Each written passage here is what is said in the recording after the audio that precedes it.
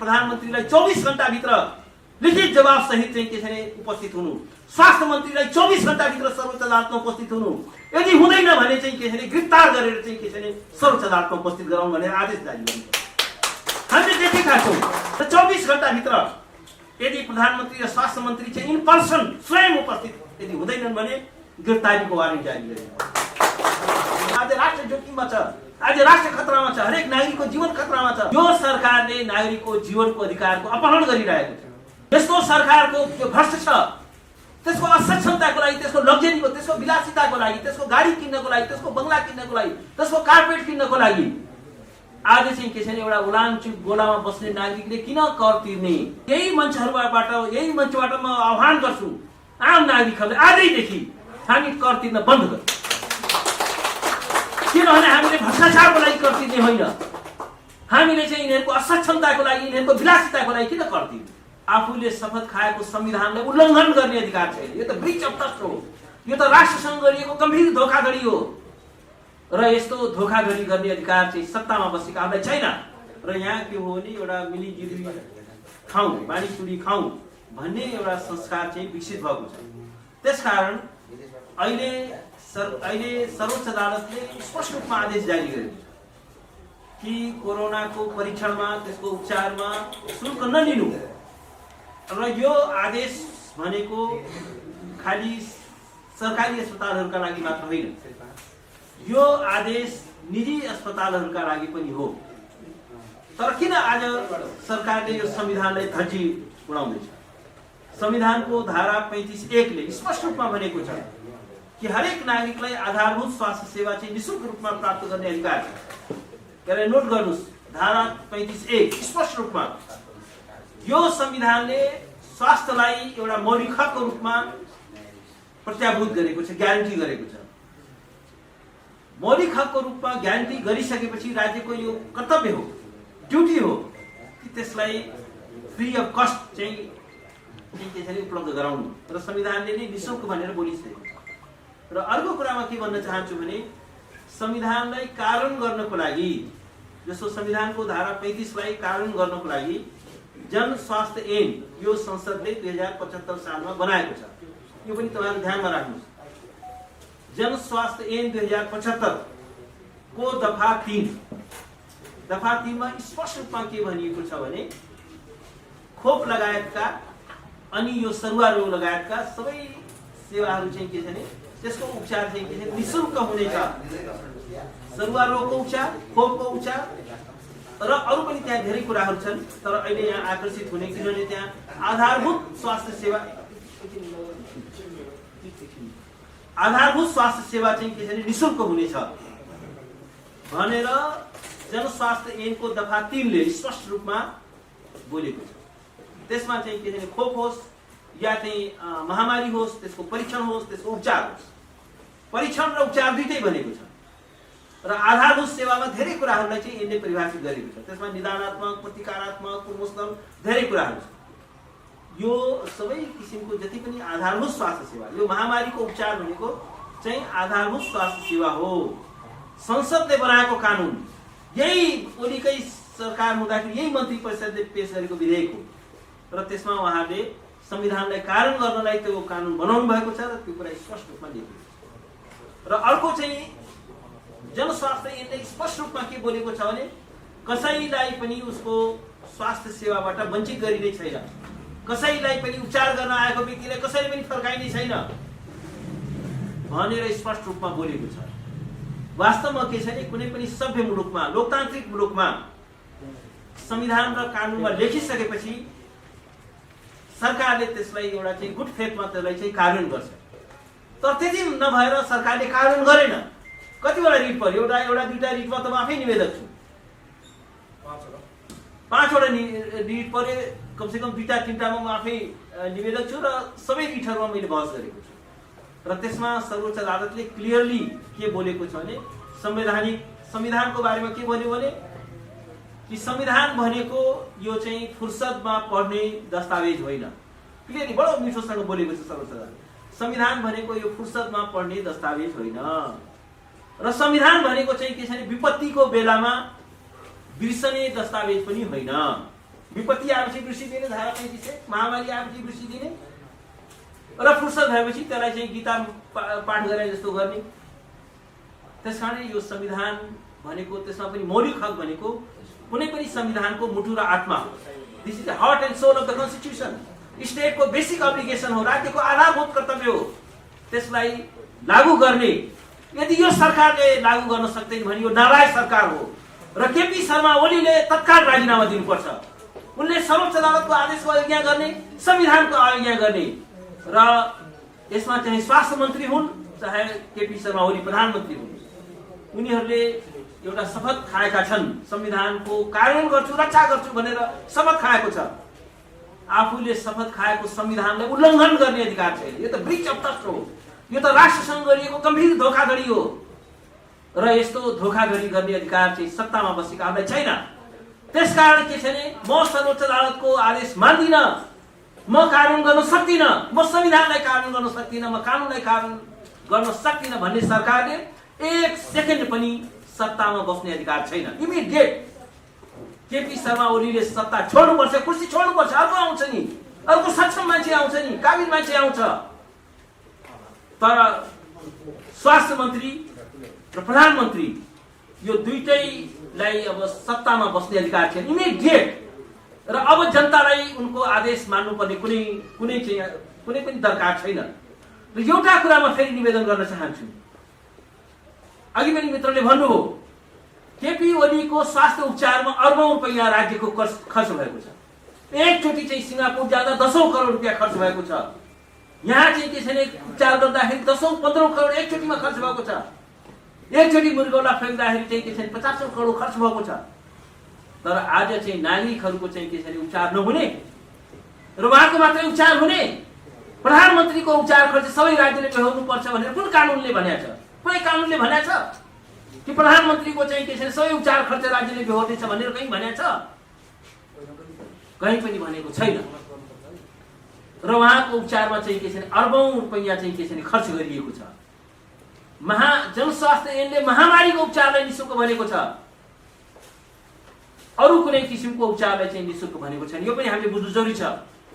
प्रधानमन्त्री हुँदैमा चाहिँ के छैन उसको उपचार खर्च राज्यले बेहोर्नु पर्ने भन्ने कुनै कानुन छैन। र उहाँको आफ्नो उपचारका लागि झन्डै अरब रुपियाँ खर्च गरिएको छ। उहाँ चाहिँ के छैन एउटा बिस्तरामा बसेर, बेडमा बसेर उहाँ चाहिँ राज्य सञ्चालन गर्दै हुनुहुन्छ। र एउटा कुरा म नागरिकहरूलाई आह्वान गर्न चाहन्छु, यस्तो सरकार आज चाहिँ के छैन यो त लज्जावश जब चाहिँ के छैन यो मिडियामा यो सबै कुरा आयो, पर्दाफास भयो, अनि बल्ल उहाँहरूले चाहिँ के हो भने यो दशैं भत्ता फिर्ता गर्ने निर्णय गर्नुभएको छ। र यो दौरानमा, लकडाउनको दौरानमा एउटा पनि भेन्टिलेटर राज्यले किनेको छैन, तर 5 अरबको चाहिँ गाडी झिकाएको छ। गाडीको मर्मत र नयाँ गाडी, लग्जरियस गाडीहरू किन्नको लागि 5 अरब रुपियाँ राज्यले छुट्याएको छ र 5 अरब रुपियाँ खर्च गरेको छ। भेन्टिलेटरमा चाहिँ 1 रुपियाँ पनि खर्च नगर्ने र सारा पीसीआर किट्सहरू सबै नकली, सबै चाहिँ पीसीआर मेसिनहरू सबै नकली कमसल खालको चाहिँ के छैन स्वास्थ्य सामग्रीहरू खरिद गरियो र स्वास्थ्य सामग्रीको खरिदमा अर्बौं रुपैयाँ भ्रष्टाचार गरियो। त्यो 10 अरब रुपैयाँ त धेरै अगाडिको 4 महिना अगाडिको कुरा हो। अहिले त 50 अरब रुपियाँ पुर्याउनु भयो होला उहाँले। 50 अरब रुपैयाँ चाहिँ खर्च गर्ने, तर कसको उपचार गर्नुभयो? सर्वोच्च अदालतले, म आफै निवेदन थिएँ, बोलेको थियो क्वारेन्टाइनमा बसेकाहरूको सबैको पीसीआर टेस्ट गर, सबैको चाहिँ उपचार गर। तर उहाँहरूले क्वारेन्टाइनमा बसेका व्यक्तिहरू कसैको पनि चेकअप नगरेर उहाँले कम्युनिटीमा पठाउनु भयो र आज ती सबै मान्छेहरू कम्युनिटीमा पुगेपछि आज चाहिँ कोरोनाको नेपालमा कम्युनिटी ट्रान्समिसन भयो। र वास्तवमा के छैन यो नेपालमा कोरोनाको संक्रमण कम्युनिटी स्तरमा पुग्ने कुरामा चाहिँ यो सरकार जिम्मेवार छ, यो सरकारको भ्रष्टाचार जिम्मेवार छ, सरकारको असक्षमता जिम्मेवार छ। किनभने कोरोना भनेको नेपालमा जन्मिएको कुरा होइन, यो बाहिरबाट आएको हो। र यो सरकारको भ्रष्टाचारले गर्दाखेरि समयमा चाहिँ के छैन एउटा गुणस्तरीय किट्सहरू मगाएर सबैको चाहिँ उपचार गरेको भए, सबैलाई चाहिँ क्वारेन्टाइनको प्रपर म्यानेजमेन्ट गरेको भए अहिले चाहिँ के छैन यो कम्युनिटी आज चाहिँ हामी सबै नागरिकहरू चाहिँ के छैन जोखिममा छौँ। आज राष्ट्र जोखिममा छ। आज राष्ट्र खतरामा छ, हरेक नागरिकको जीवन खतरामा छ। यो संविधानले भनेको छ कि जीवनको अधिकार चाहिँ के छ भने आधारभूत अधिकार हो। यो सरकारले नागरिकको जीवनको अधिकारको अपहरण गरिरहेको छ। आज हजारौं हजार नागरिकहरू आज चाहिँ लाखौं भन्दा बढी संक्रमितहरू भइसके, तिनीहरू सबैको चाहिँ के छ भने जीवन जोखिममा छ, उनीहरू सबैको जीवन खतरामा छ। र यो सरकारले के गर्दैछ? सरकारले भन्दैछ तिमीहरूको उपचार म गर्दिन। र आज सरकारमा बसेका व्यक्तिहरू आज उनीहरूको लग्जरियस लाइफ बिताउँदैछन्। उनीहरूले चाहिँ उनीहरूको खर्चमा कुनै कटौती भएको छैन। त्यसकारण म के भन्छु भने अब हामी नागरिकहरूले सोच्ने बेला आएको छ। यस्तो भ्रष्ट सरकारको भ्रष्टाचारको लागि हामीले किन कर तिर्नु? यस्तो सरकारको जो भ्रष्ट छ त्यसको असक्षमताको लागि, त्यसको लग्जरीको, त्यसको विलासिताको लागि, त्यसको गाडी किन्नको लागि, त्यसको बंगला किन्नको लागि, त्यसको कार्पेट किन्नको लागि आज चाहिँ के छ भने एउटा उलानचुक गोलामा बस्ने नागरिकले किन कर तिर्ने? किन चाहिँ के छ भने एउटा गरिबीको रेखा मुनि रहेका व्यक्तिले किन कर तिर्ने? तपाईँ हामीले किन कर तिर्ने? त्यसकारण म त के भन्छु भने यो समय हो जब हामी सबैले भद्र अवज्ञा आन्दोलन सुरु गरौँ र के निर्णय गरौँ भने अब हामी कसैले पनि कर तिर्ने छैनौँ। यदि संकटको बेलामा यो राज्यले हाम्रो जिम्मा लिँदैन, हामी नागरिकहरूको जिम्मा लिँदैन, संविधानको कारण गर्दैन र यो चाहिँ सर्वोच्च अदालतको आदेशको पालना गर्दैन भने हामीले यो सरकारको चाहिँ भ्रष्टाचारको लागि, त्यसको असक्षमताको लागि, त्यसको विलासिताको लागि हामीले कर तिर्नुपर्ने के दरकार छ? त्यसकारण म यही मञ्चबाट म आह्वान गर्छु आम नागरिकहरूले आजैदेखि हामी कर तिर्न बन्द गरौँ। किनभने हामीले भ्रष्टाचारको लागि कर तिर्ने होइन, हामीले चाहिँ यिनीहरूको असक्षमताको लागि, यिनीहरूको विलासिताको लागि किन कर तिर्ने? कर तिर्न चाहिँ बन्द गरौँ। त्यो चाहिँ म चाहिँ आह्वान गर्न चाहन्छु यो सरकार, यो सबै नागरिकहरूसँग। हामीले नागरिकहरूले गर्ने चाहिँ भद्र अवज्ञा आन्दोलन हो। हामीसँग AK-47 लिएर हामी जान सक्दैनौँ। हामीले भनेको चाहिँ भद्र अवज्ञा हो, हामीले भनेको चाहिँ अहिंसक आन्दोलन हो, हामीले भनेको मौन असहमति हो। मौन असहमति भनेको यिनीहरूको भ्रष्टाचारको चाहिँ जुन पाइपलाइन छ, हामी नागरिकहरूको जुन पैसा छ त्यो पैसा किन यिनीहरूलाई दिने? किन कर तिर्ने? पहिलो कुरामा चाहिँ के छ भने कर नतिरौँ भनेर एउटा आह्वान गर्छु। र अर्को कुरा म के भन्छु भने अहिले अब दशैंको बेला छ, सर्वोच्च अदालत चाहिँ के छ भने बन्द भएको छ। संसारमा कहीँ पनि यति लामो समयसम्म दशैंको बिदा भनेर 15 दिन चाहिँ के छ भने अदालत चाहिँ के छ भने बन्द गर्ने चलन हुँदैन। मैले त आज सुन्दैछु कि अदालत चाहिँ के छ भने बन्दी प्रशिक्षणको लागि खुला राखेको थियो, तर मेरो आज एउटा मुद्दामा चाहिँ तारिख लिन जाँदाखेरि होइन, अब त दशैंपछि मात्रै आउनु भनेर पठाइन्छ। भनेपछि अदालतले पनि न्यायको ढोका बन्द गर्न मिल्दैन। र म प्रधान न्यायाधीशजीलाई म आग्रह गर्न चाहन्छु, म आह्वान गर्न चाहन्छु कि उहाँले के गर्नु पर्यो भने सर्वोच्च अदालतले जुन आफ्नो आदेश जारी गरेको छ निशुल्क उपचार गर। सर्वोच्च अदालतको काम खालि आदेश गर्ने मात्र होइन, त्यो आफ्नो आदेशको चाहिँ कारण भयो कि भएन त्यसको चाहिँ के छ भने जवाबदेहिता पनि सर्वोच्च अदालतको हुन्छ। त्यसकारण के छ भने सर्वोच्च अदालतको ढोका खोलियोस् र कुनै नागरिकले चाहिँ अवहेलना मुद्दा लिएर आउला भनेर पर्खिनु पर्दैन। यो चाहिँ सो मोतो भन्छ, सो मोतो कग्निजेन्स। प्रधान न्यायाधीशले आफैले चाहिँ के छ भने प्रधानमन्त्रीलाई 24 घण्टाभित्र लिखित जवाब सहित चाहिँ के छ भने उपस्थित हुनु, स्वास्थ्य मन्त्रीलाई 24 घण्टाभित्र सर्वोच्च अदालतमा उपस्थित हुनु, यदि हुँदैन भने चाहिँ के छ भने गिरफ्तार गरेर चाहिँ के छ भने सर्वोच्च अदालतमा उपस्थित गराउनु भनेर आदेश जारी गर्नु। हामीले देखेका छौँ संसारका धेरै देशहरूमा चाहिँ के छ भने प्रधानमन्त्रीको चाहिँ सिटिङ प्राइम मिनिस्टर चाहिँ बर्खास्त भएको छ सर्वोच्च अदालतको अवहेलनामा, त्यहाँको अदालतको अवहेलनामा। र एउटा कुरा म तपाईँलाई स्मरण गराउन चाहन्छु, यही सर्वोच्च अदालत हो जसले गोविन्द केसी जसो सत्याग्रहीलाई गिरफ्तार गर्नलाई चाहिँ अदालतको अवहेलनामा गिरफ्तार गर्नको लागि राति उनलाई गिरफ्तार गरिएको थियो। र यही सर्वोच्च अदालतले अवहेलनामा चाहिँ के तत्काल गिरफ्तार गर्ने आदेश जारी गरेको थियो। एउटा सत्याग्रहीको खिलाफमा चाहिँ सर्वोच्च अदालतले आदेश जारी गर्ने, गिरफ्तारीको आदेश जारी गर्ने एउटा निहत्था नागरिक, एउटा चाहिँ के छ भने न्यायको लागि लडिरहेको, सबैको स्वास्थ्यको लागि लडिरहेको नागरिक वास्तवमा अनि उसलाई चाहिँ राति ल्याएर गिरफ्तार गर्ने उनको वकिल पनि म हुँ, मैले बहस गरेको थिएँ। तर आज चाहिँ के छ भने प्रधानमन्त्री र स्वास्थ्य मन्त्री जसले चाहिँ सर्वोच्च अदालतको आदेशको धज्जी उडाइरहेको छ, सर्वोच्च अदालतको आदेशमा पालना गर्दिन भनिरहेको छ खुलेआम। आज अस्पतालहरूले नोटिफिकेसन निकालेका छन् कि खानाको पैसा पनि पहिले चाहिँ क्यान्टिनमा जम्मा गर। पहिले पैसा जम्मा हेर्नुहोस्। म तपाईँलाई एउटा उदाहरण, म अमेरिकामा पढ्दाखेरि मैले एउटा के थाहा पाएँ भने अमेरिका जस्तो पुँजीवादी देशमा पनि कहिले पनि चाहिँ के छ भने पहिले नै पैसा ल्याऊ भनेर त्यहाँ बिल पेश गरिदो रहेछ। अमेरिका जस्तो पुँजीवादी मुलुक हो। नेपालमा त के छ भने संविधानमै हामीले लेखेका छौँ स्वास्थ्य भनेको मौलिक हक भनेका छौँ। संविधानमै समाजवादोन्मुख प्रणालीको हामीले बन्दोबस्त गरेका छौँ। हामीले सामाजिक न्यायको कुरा गरेको छौँ, सामाजिक सुरक्षाको कुरा गरेको छौँ, ज्येष्ठ नागरिकको अधिकारको कुरा गरेको छौँ संविधानमा मौलिक हकको रूपमा। तर अमेरिकामा यस्तो कुनै संविधानमा यस्तो कुनै पनि धारा छैन।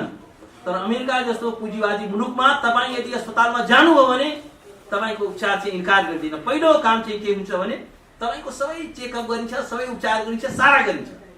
जाने बेलामा यहाँ त मैले देखिरहेको छु यहाँको अस्पतालहरूको निर्लज्जता, उनीहरूको गैर जिम्मेवारीपना। उनीहरूले चाहिँ के छ जबसम्म बिल तिर्दैनौ तबसम्म लास पनि चाहिँ के छ फिर्ता नदिने। मान्छे मरिसकेको छ र उसको लास पनि के छ फिर्ता दिँदैन। तर अमेरिका जस्तो पुँजीवादी मुलुकमा पनि मान्छे चाहिँ के छ भने जाने बेलामा उसलाई के भन्छ तिम्रो ठेगाना के हो भन्छ। त्यहाँ बिल उसलाई दिँदैन र के भनिन्छ भने तिम्रो चाहिँ ठेगानामा चाहिँ के छ भने यो बिल पठाइनेछ। तिमीलाई अब आफ्नो सुविधा अनुसार चाहिँ किस्ताबन्दीमा तिर्ने हो कि के गर्ने हो या एकैचोटि तिमी तिर्न सक्छौ भनेर चाहिँ के छ भने त्यो चाहिँ के छ भने उसको चाहिँ उसलाई तत्काल चाहिँ बिल पे गर्नलाई बाध्य गरिँदैन। उसलाई चाहिँ के छ घरमा पठाइन्छ ठेगानामा। यहाँ चाहिँ के छ भने हेर्नुहोस् यत्रो ठुलो यो नेताहरू पनि किन यस्तो भएको छ। यो सबै कमरेड ओलीको जुन मेडिकल माफियाहरूसँगको जुन साठगाँठ हो त्यसले गर्दाखेरि आज चाहिँ के छ भने नेपालका अस्पतालहरू त्यो एउटा लुटका केन्द्र भएका छन्। निजी अस्पतालहरू र सरकारी अस्पतालहरूलाई पनि चाहिँ के छ भने सरकारले व्यापार गर्ने हो। सरकारको काम चाहिँ के छ भने अघि भर्खर हाम्रो ज्ञानेन्द्रजीले सुर्खेतको घटना सुनाउनु। एउटा प्रहरीको मान्छे उसको तलबै जम्मा 15-20 हजार 25 हजार सानो दर्जाको कर्मचारी दिनको चाहिँ के छ भने 3500 त अस्पतालकै मात्रै दिनु पर्यो। अनि सरकारले चाहिँ सरकारको काम चाहिँ के छ भने व्यापार गर्ने हो। र यो अस्पतालहरूको पनि कुनै यो कर्पोरेट सोशल रेस्पोन्सिबिलिटी भन्छ क्या। अस्पतालहरूले के भन्छन् हामीले यो सुविधा देऊ त्यो सुविधा देऊ, हामी यो जनताको निजी अस्पतालहरूले दिन्छ। तर यिनीहरूको काम चाहिँ के छ भने यिनीहरूको कुनै सामाजिक दायित्व हुँदैन, कुनै सामाजिक उत्तरदायित्व हुँदैन।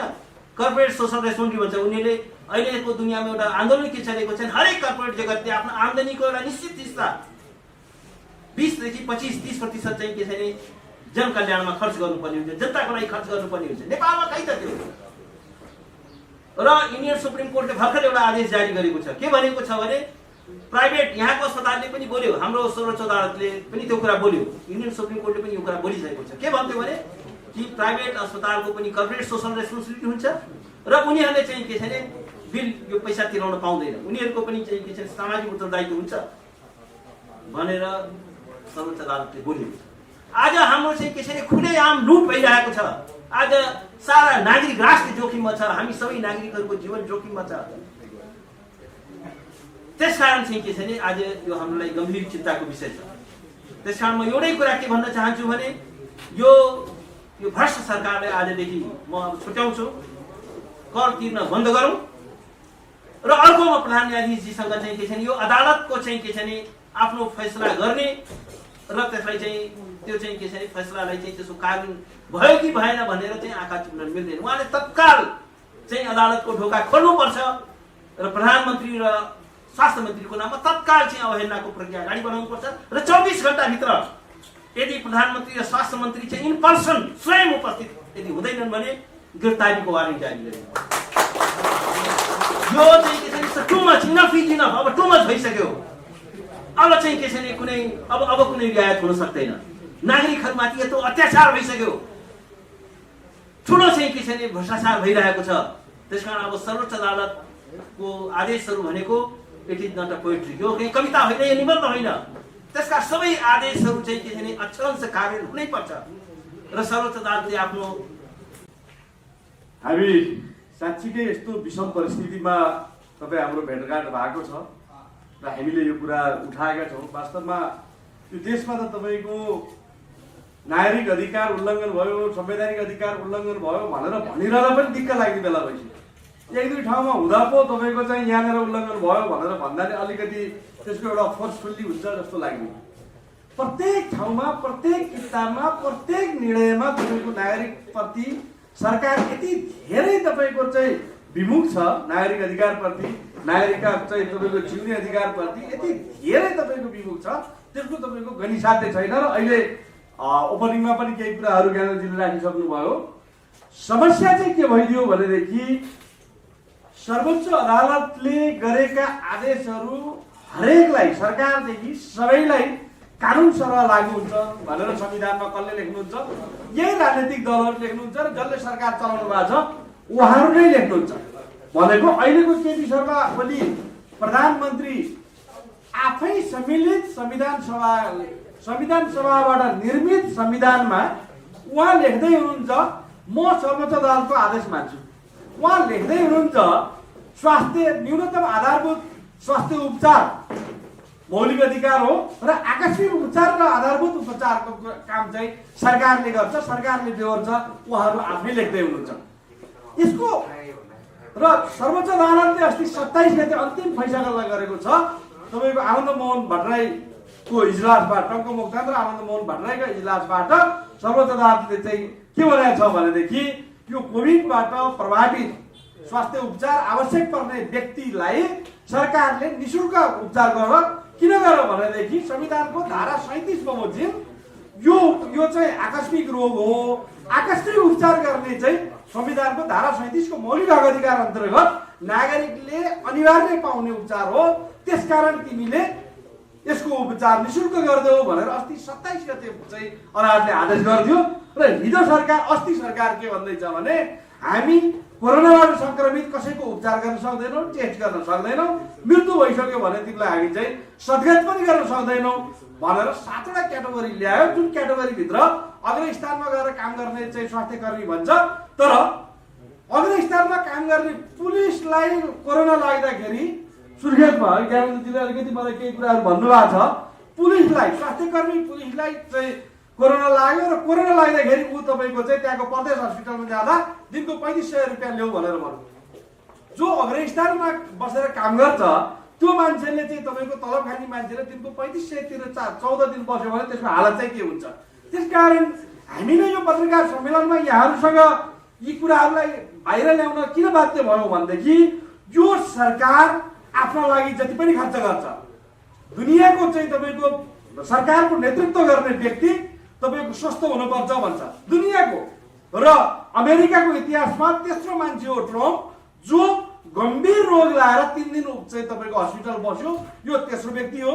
र योभन्दा अगाडि यत्रो लामो इतिहासमा अमेरिकामा अहिलेसम्म 2 जना चाहिँ तपाईँको उसलाई राष्ट्रपतिलाई हार्ट एट्याक भयो, बाँकी मान्छे 3 दिन हस्पिटल सुत्ने मान्छे अहिलेसम्म राष्ट्रपति भएको छैन अमेरिकामा। त्यसै अर्का विकास भएन। हाम्रो प्रधानमन्त्री जीवनभरि आइसोलेसनमा हुनुहुन्छ। उहाँ प्रधानमन्त्रीको शपथ ग्रहण गर्दा पनि बेडमै हुनुहुन्छ। उहाँ आजसम्म 3 वर्ष सरकार चलाउँदा बेडमै हुनुहुन्छ। र यो राष्ट्रद्रोह गरेर हाम्रा रगत पसिनाले उहाँ उपचार गरेर तपाईँको चाहिँ अर्धचेत अवस्थामा बस्नु भएको छ। के गर्दा जनतालाई भलो हुन्छ, के गर्दा संविधानको सम्मान हुन्छ, के गर्दा आफूले संविधानको पालना गरेको हुन्छ भन्ने कुराको चेत पनि उहाँलाई छैन। उहाँ संविधान विरोधी हुनुहुन्छ। उहाँले संविधानमा लेखिएका कुराहरूको पालना गर्नुहुन्न। जबकि हामी कुन फेजमा छौँ भने संविधान कार्यान्वयनको फेजमा छौँ, संविधानका मौलिक अधिकार कार्यान्वयनको फेजमा छौँ। मौलिक अधिकार कार्यान्वयन भनेर चाहिँ हामी ऐन बनाउँछौँ, कानुन बनाउँछौँ, तर सरकारको नेतृत्व जसले गर्छ त्यसले तपाईँको स्वास्थ्य सम्बन्धी न्यूनतम आधारभूत आवश्यकता र स्वास्थ्य सम्बन्धी आकस्मिक आवश्यकताको उपचार गर्ने जिम्मा सरकारले लिएको छ। त्यो कुरा उहाँहरूलाई थाहा छैन, उहाँ बिर्सिसक्नुभयो। किनभने न संविधान उहाँले पढेको हो, न संविधान बनाउँदा उहाँले छलफल गरेको हो, न संविधान बनिसकेपछि उहाँ होसमा चेतमा हुनुहुन्छ। उहाँ अचेत अर्धचेत अवस्थामा भएको प्रधानमन्त्रीले वास्तवमै जनताको पक्षमा काम नगर्नुलाई मैले चाहिँ खासै केही मानेको छैन। तर एउटा कुरा चाहिँ के चाहन्छु भने यो लोकतान्त्रिक व्यवस्था हो, यो तपाईँको चाहिँ गणतान्त्रिक व्यवस्था हो। यो व्यवस्थामा तपाईँको कानुनी शासन हुनैपर्छ। यिनीहरूले जति नगरे पनि, जति सरकारमा बस्नेहरूले कानुनी शासनको चाहिँ पछाडि नलागे पनि, कानुनी शासनलाई संविधान र कानुनलाई सम्मान नगरे पनि तपाईँ हाम्रो एउटा ड्युटी के हो नागरिकको भने, एउटा कानुन व्यवसायीको, एउटा मानवाधिकार कर्मीको ड्युटी के हो भनेदेखि तिमीले कानुन बमोजिमको शासन गर्न सक्ने हौ। तिमी कानुनले शासन गर्ने होइन, कसैको पनि सरकारले कानुनद्वारा शासन गर्ने होइन, कानुन बमोजिम शासन गर्ने हो। त्यसकारण केपी ओली तिमीले नागरिकको न्यूनतम आधारभूत स्वास्थ्य उपचार गर्ने जिम्मा लिएका छौ। किनभने तिमीले यही संविधान बमोजिम शपथ ग्रहण गरेका छौ र तिमी यही संविधान मान्छु र संविधानमा लेखिएका कुरा अक्षर पालना गर्छु र यो संविधानलाई मैले चाहिँ कार्यान्वयन गर्छु भनेर तिमी सरकारमा आएका हौ। त्यो कार्यान्वयन गर्ने जिम्मा तिम्रो हो। त्यसबाट तिमी पन्छेर पाउन्नौ। तिमी रुखो बोल, तिमी राम्रो बोल, तिमी चिप्ल्याउने कुरा गर, तिमी तर्क गर, त्यसले अर्थ राख्दैन, परिणामले अर्थ राख्छ। त्यसकारण यो सरकार यति गैरकानुनी छ, यति गैरकानुनी छ, आफू कानुन च्यात्छ, आफू संविधान च्यात्छ, आफू सर्वोच्च अदालतको आदेशको उल्लङ्घन गर्छ, सर्वोच्च अदालतको आदेश मान्दैन, संविधानको धारा 126 मा लेखेको कुरा यो मान्दैन, सर्वोच्च अदालतको आदेश अनिवार्य पालना गर्नुपर्छ भन्ने कुरा सर्वोच्च अदालतले 5 दिन अगाडि तपाईँको चाहिँ निःशुल्क उपचार गर भनेर भनेछ। तर 5 दिन पछाडि सरकारको निर्णय यस्तो खालको छ, तिमी आफ्नो व्यवस्था आफै गर। र हिजो तपाईँको चाहिँ 5 जना मान्छे, हिजो र अस्ति गरेर 5 जना मान्छे सोमबार र आइतबार तपाईँको चाहिँ होम आइसोलेसनमा बसेका मान्छेहरूको मृत्यु भएको छ। 5 जना मान्छेको त्यो किन भयो भने उनीहरूले स्वास्थ्य उपचार गर्न पाएनन्, स्वास्थ्य उपचार गर्ने ठाउँ पनि पाएनन् उनीहरूले, र सरकारले तपाईँको चाहिँ त्यो उपचार गर्ने स्थान पनि दिन सकेन। भनेको सरकार नेपाली नागरिकको तपाईँको अभिभावक हो। सरकार नेपाली नागरिकलाई लोक कल्याणकारी राज्य चलाउनलाई बनेको हो। तर सरकार चाहिँ तपाईँको निरङ्कुश सत्ता चलाउनका लागि उसका र उसका आसेपासेहरूलाई उपचार खर्च जति पनि दिन मिल्ने र तपाईँको चाहिँ सरकारमा बसेका मान्छेहरू, सरकारका दलसँग सम्बन्धित मान्छेलाई टाउको दुख्यो भने सिङ्गापुर उपचार गरेर लान पनि सक्ने, सरकारले निर्णय गरेर खर्च पनि दिन सक्ने। तर आम नागरिकलाई तपाईँको चाहिँ सामान्य पिसिआर टेस्टका विषयमा पनि यिनीहरू पछाडि हट्ने, आम नागरिकले सामान्य स्वास्थ्य उपचार डाक्टरको मुख नदेखिकन तपाईँको चाहिँ मर्दिनु पर्ने आम नागरिकले, र त्यही नागरिकले फेरि यिनलाई भोट दिनुपर्ने र यिनलाई जिताइदिनु पर्ने। तर यिनले केही मान्न नपर्ने, हामीले सबै कुरो मानिदिनु पर्ने, अदालतको आदेश पनि हामीले मात्र मान्नु पर्ने, अनि तपाईँको संविधान कानुनको कार्यान्वयन पालना पनि हामीले मात्र गरिदिनु पर्ने, र हामीले नगर्दा चाहिँ हामीलाई दण्डित हुने, हामीलाई पक्राउ गर्ने, हामीलाई मुद्दा हाल्ने। तर यी लुटेराहरू जो सरकार सत्तामा छन् यिनले तपाईँको संविधानै लुटेर भाग्दा पनि केही नहुने। बाँकी तपाईँको अर्थतन्त्र डामाडोल पारे, आर्थिक अवस्था लुटे, देशको ढुकुटी लुटे, ती सबै छ। तर संविधान पनि लुट्दैछन् यिनीहरू, र संविधान पनि लुटेर, कानुन पनि लुटेर आफ्ना हकमा प्रयोग गर्ने काम गर्दैछन्। त्यसका विरुद्धमा तपाईँ हामीले खबरदारी गर्न जरुरी छ। यसलाई तपाईँको हामीले बाध्य पार्नु जरुरी छ। अदालतको आदेशको पनि कार्यान्वयन हुँदैन भनेदेखि तपाईँ हामी जस्ता मान्छेहरूले चाहिँ सडकमा आउनुपर्ने र आम नेपाली नागरिकको स्वास्थ्य उपचारको ग्यारेन्टी गराउनु पर्ने बाध्यता तपाईँ हाम्रो सामु बसेको छ। अहिले दसैँको बेला छ, तर समस्या के छ भने जसलाई रोग लागेको छ, जो तपाईँको चाहिँ महामारीबाट पीडित छ, उसलाई त दसैँ आउँदैन। त्यसकारण तपाईँ हामीलाई दसैँ आउनुको औचित्य हुँदैन, किनभने आम नेपाली नागरिक जो तपाईँको चाहिँ भाइरसबाट पीडित हुन्छ, त्यो मान्छेलाई त्यसलाई चाहिँ हामीले त्यसको पीडा बोध गर्न सकेनौँ भने हामीले 365 दिन नागरिक समाज भन्दै हिँड्नुको औचित्य हुन्न। एक दिन पनि नागरिकको अधिकार हनन भएको विषयमा तपाईँ हाम्रो मुख बन्द हुँदैन।